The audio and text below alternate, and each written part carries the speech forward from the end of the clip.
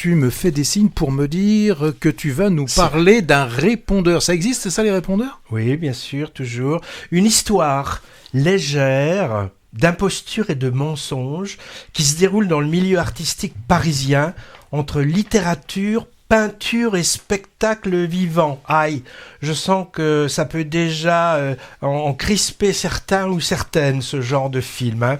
Alors, Baptiste, imiteur vocal, talentueux. Imitateur. Oui, on dit imitateur. Enfin, normalement, la plupart des gens disent imitateur vocal, c'est vrai. Un métier. Oui. Il a du mal à vivre de son art dans un petit café-théâtre. Hein.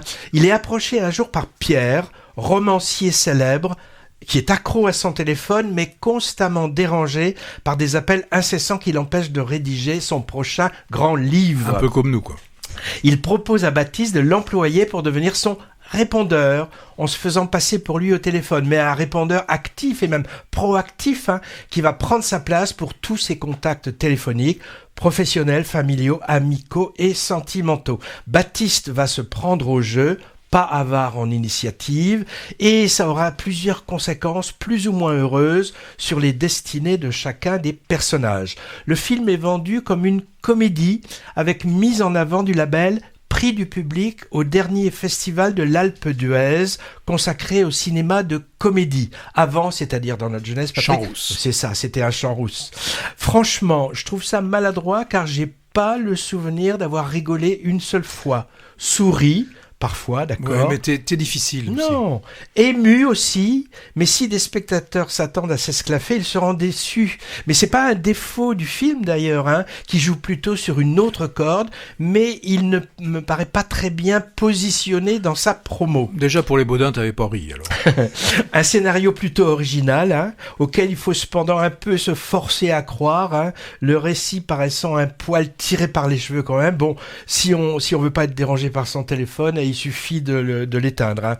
Une réalisation classique, sans éclat, et un casting, ma foi, intéressant, avec des cadors confirmés, comme Denis Podalides, hein, meilleur ici que dans des films récents où on l'a vu. Là, je pense au poussif Le Dernier Souffle, de Costa Gavras, hein, ou les deux derniers laborieux de son frangin Bruno. Il y a eu Waouh et La Petite Vadrouille, hein, où il n'était pas gâté, question écriture de son personnage.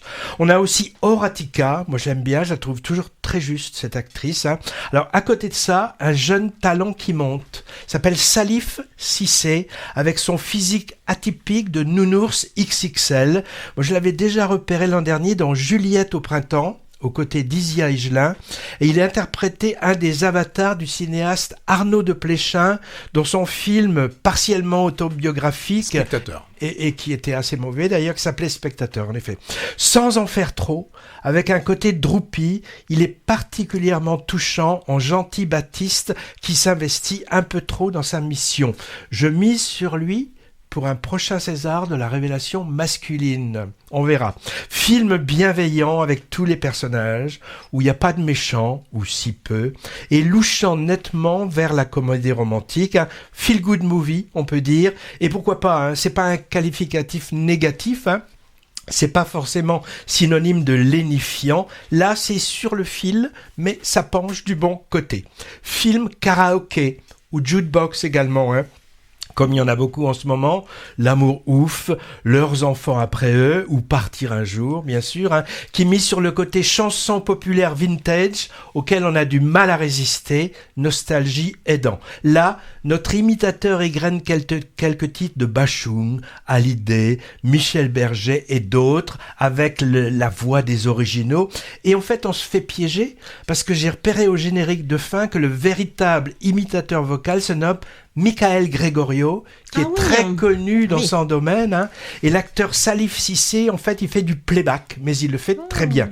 Pour conclure, le répondeur, mention honorable, 13 sur 20, disons. C'est l'atavisme de mon ancienne profession qui revient, hein, avec lequel on passe un bon moment, si on ne s'attend pas à rire aux éclats. Il est signé Fabienne Godet, réalisatrice et scénariste, dont c'est le 6e long métrage et le premier que je vois de mon côté.